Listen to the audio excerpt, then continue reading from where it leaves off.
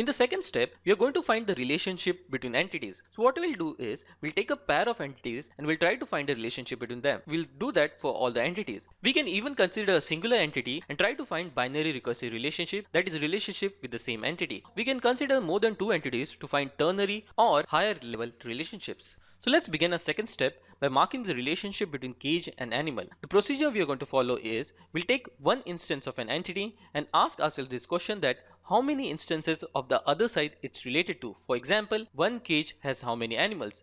Whatever answer we get, we jot on the opposite side over here. So one cage has just one type of animal, so we jot 1 over here. Similarly, on this side, we take one instance of an animal and ask ourselves how many instances of the other side it's related to. For example, over here, one animal is in how many cages, and we jot the answer on the opposite side. So one animal is housed in one cage, so we jot 1 over here. So this is a one-to-one relationship. Now let's consider the relationship between animal and food item. We'll follow the same procedure. We'll take one instance of one side and ask ourselves how many instances of the other side it's related to. For example, over here, one animal consumes how many food items. So one animal like lion is given different types of meats. So one animal consumes many food items. So we'll jot n over here. Now let's consider the relationship from this side. So one food item is consumed by how many animals? For example, a particular meat is consumed by both lions and cheetahs. So one food item can be consumed by many animals. So jot the answer on the other side, which is over here. So since we have n on both sides, it is a many-to-many relationship. Now let's consider the relationship between food item and supplier. Now one food item is supplied by how many suppliers? If we see the requirements document, it is mentioned that each food item has a particular supplier. So one food item has just a single supplier. So since each food item has a specific supplier, we mark 1 over here.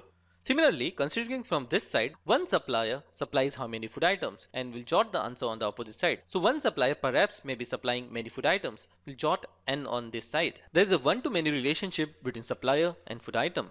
Now let's consider the relationship between animal and category. Now one animal belongs to how many categories? Categories being mammal, bird, reptiles, fish. So one animal belongs to one category. So we'll jot the answer on the opposite side, that is over here. Now similarly, let's ask a question from this side. So one category has how many animals? Now one category like mammals has many animals, and we'll mark n over here. This is a one-to-many relationship between category and animal.